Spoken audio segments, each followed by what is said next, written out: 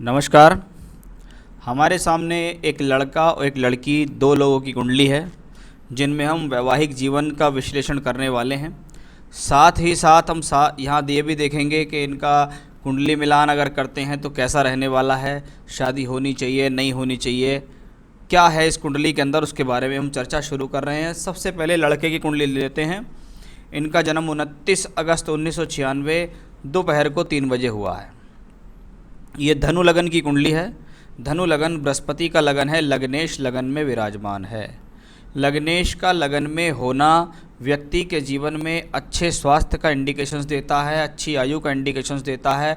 साथ ही साथ अगर लगन मजबूत हो जाता है तो इसका मतलब है व्यक्ति जीवन में किसी भी परिस्थिति में हो, उस परिस्थिति से जूझने की क्षमताएं होती हैं। स्वयं के बल पर कुछ कर गुजरने में वो व्यक्ति सक्षम होता है।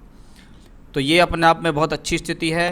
मंगल जैसा प्लैनेट जो पंचमेश द्वादशेश है, सप्तम भाव में बैठा है, मांगलिक दोष बनाता है। साथ में शुक्र विवाह का कारक होकर भी वहीं बैठा हुआ है और सप्तम भाव में मंगल शत्रु राशि का है। ये दोनों प्लैनेट भी लगन को देख रहे हैं, जो व्यक्ति को जीवन में बताते हैं रहने का ढहने का तरीका, कि किस तरीके से आपको रख रखाव करना है। यानी ये कह सकते हैं व्यक्ति को जीवन में रख रखाव का तरीका भी आता है।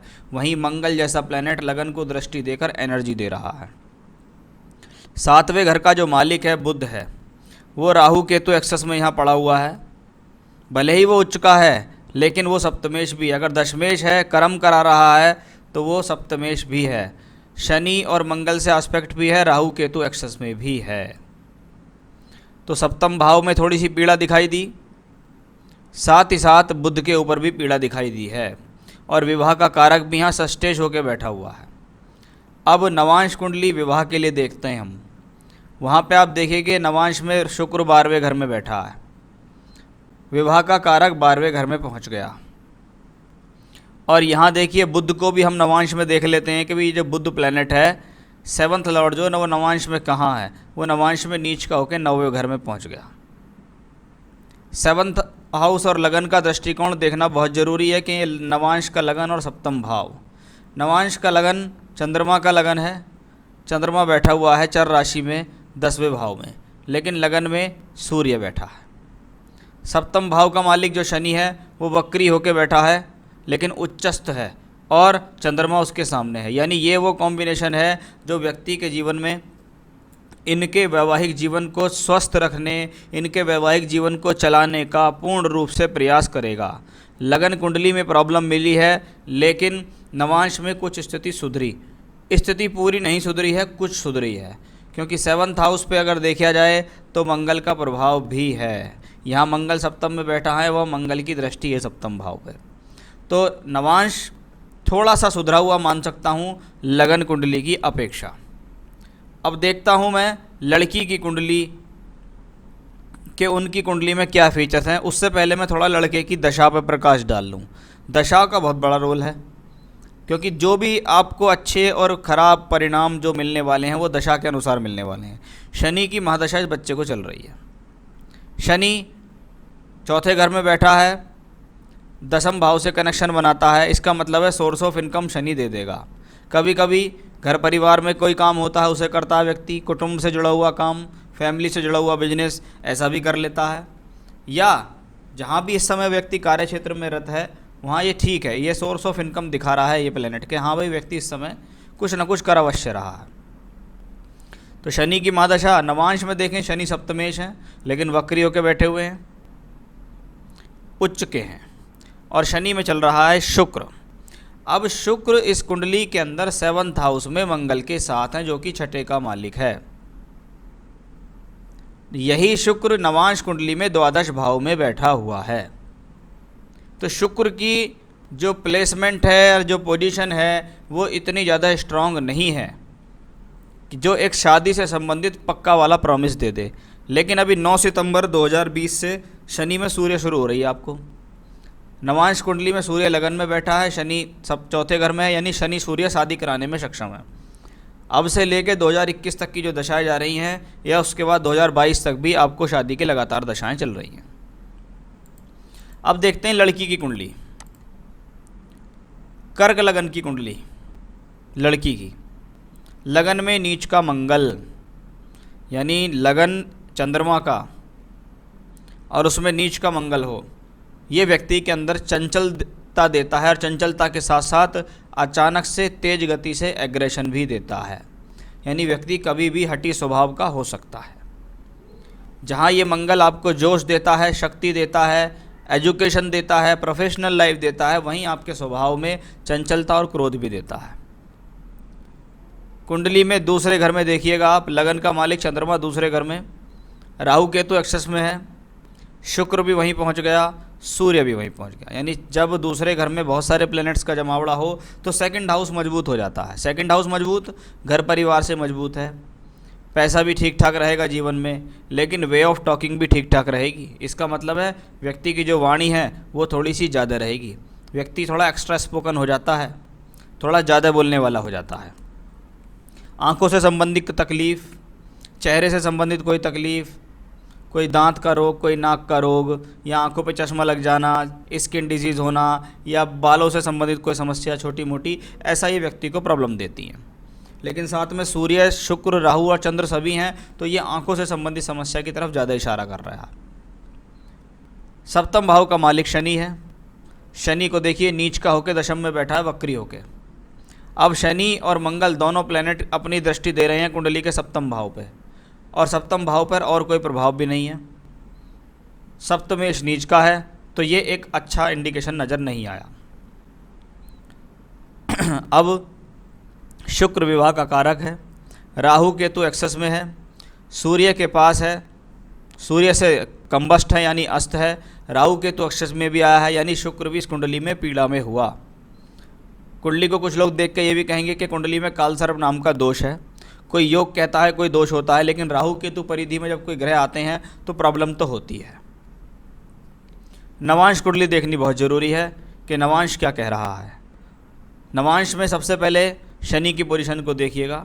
शनि सप्तमेश है, लगन कुंडली का, नवांश में पहुंच गया दसम भाव में, ठीक ठाक राशि में बैठा हुआ है, कोई प्रॉब्लम नहीं है। दसम का मालिक बुध भी वहीं बैठा हुआ है।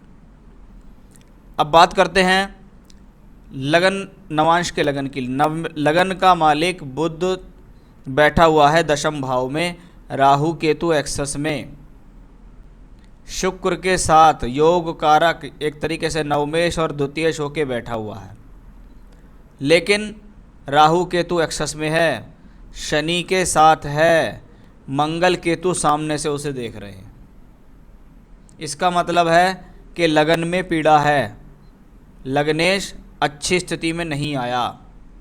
सप्तम भाव पे भी मंगल और शनि का प्रभाव, वही सेम रिपीटेशन, यहाँ भी मंगल शनि का प्रभाव, तो यहाँ भी मंगल और शनि का प्रभाव सप्तम भाव पे आया है।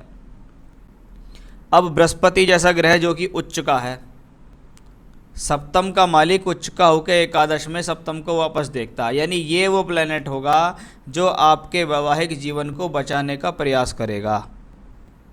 लेकिन अगर इस हॉरोस्कोप में नेगेटिव फैक्टर देखें तो वो मुझे ज़्यादा नज़र आए हैं। मंगल भी, शनि भी, मंगल भी, शनि भी, राहु भी, केतु भी, ये सब प्लैनेट्स कहीं ना कहीं प्रॉब्लम में हैं। यानी इस हॉरोस्कोप वाइज देखें तो मैरिड लाइफ एक चिंताजनक विषय बन चुकी है। अब देखिए शुक्र की महादशा भी चल रही है। शुक्र वही है जो सूर्य से अस्त है, राहु केतु एक्सेस में है।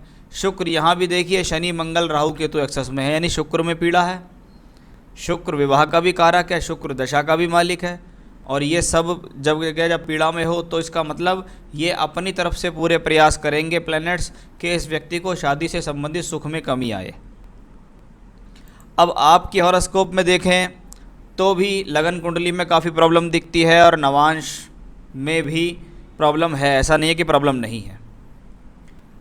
थोड़ा सा गुण मिलान पर जाते हैं, क्योंकि कुछ लोग गुण मिलान को पूछते हैं। मैं वैसे गुण मिलान नहीं करता हूँ, लेकिन आपकी संतुष्टि के लिए बता देता हूँ कि आपको 16 गुण मिलते हैं। अब कुछ लोग इसको कहते हैं 16 कम है, कोई कहता 15 कम है, कोई कहेगा 20 भी कम है, कोई कहेगा 26 भी कम है, क्योंकि ये कोई मिलान नहीं हुआ। गुण मिलान से कुछ नहीं होता है। कुंडली का लेवल मैंने आपको बता दिया क्या है। अब देखिए सर, सबसे पहले मैंने आपकी कुंडली देखी। आपकी कुंडली में वैवाहिक जीवन को लेकर समस्याएं तो हैं, इसमें कोई संदेह नहीं है। आप ये ना समझें कि आपकी मैरिड लाइफ बहुत बढ़िया रहने वाली है।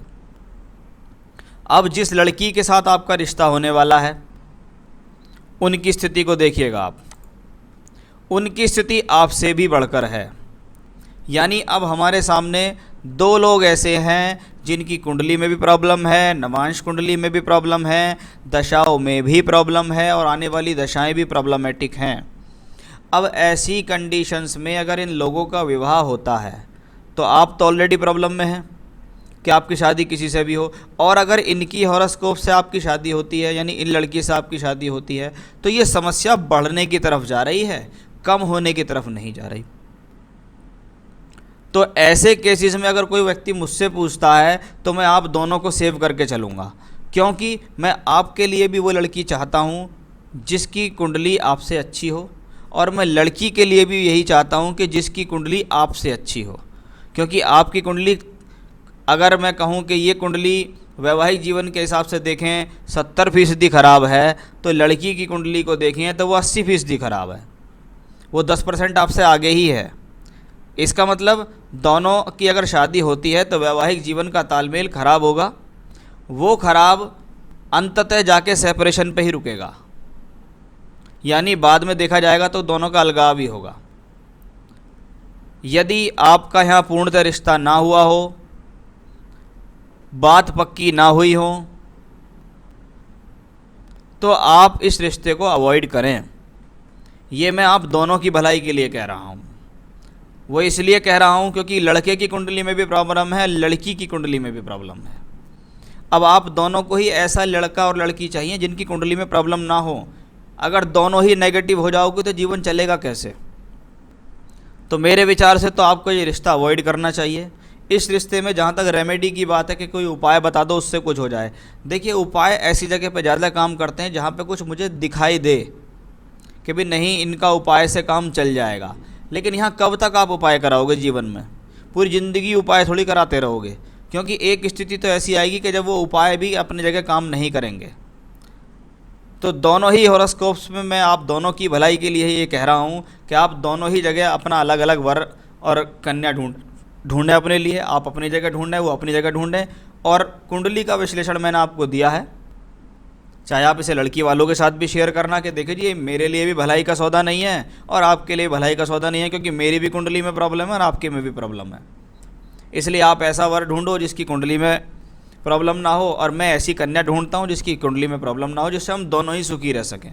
क्योंकि आप दोनों की कुंडली के हिसाब से मैं यहाँ सुख वाली स्थिति में बहुत ज़्यादा कमी देख रहा हूँ। तो ये था आप दोनों के हॉरोस्कोप के एनालिसिस, वैवाहिक जीवन की स्थिति। जो मुझसे बेहतर से बेहतर हो सकता था वो मैंने आपको यहाँ बताया कि भी क्या स्थिति दिखाई देती है। बाकी आपके निर्णय हैं कि आप इस बारे में क्या कर सकते हैं, क्योंकि कभी कभी सामाजिक रूप से व्यक्ति जब शपथ ले लेता है या समाज के रूप से कह देता है नहीं जी रिश्ता पक्का है, समाज में बात फैल चुकी है, सब कुछ है, तो व्यक्ति को उन कंडीशंस को निभाने के लिए भी उस शादी को चलाना पड़ता है। तो मेरे से जो सलाह आपने मांगी, मैंने अपना कर्तव्य निभाते हुए आपको वो सलाह दी। बाकी ईश्वर से बड़ा मैं नहीं हूँ, ईश्वर क्या चाहते हैं वो जाने। इंसान सिर्फ कर्म कर सकता है, मेरा कर्म ये था जो मैं आपको यहाँ बता चुका हूँ। बाकी आपकी इच्छा है, ईश्वर की जैसी इच्छा होगी होगा वही। नमस्कार।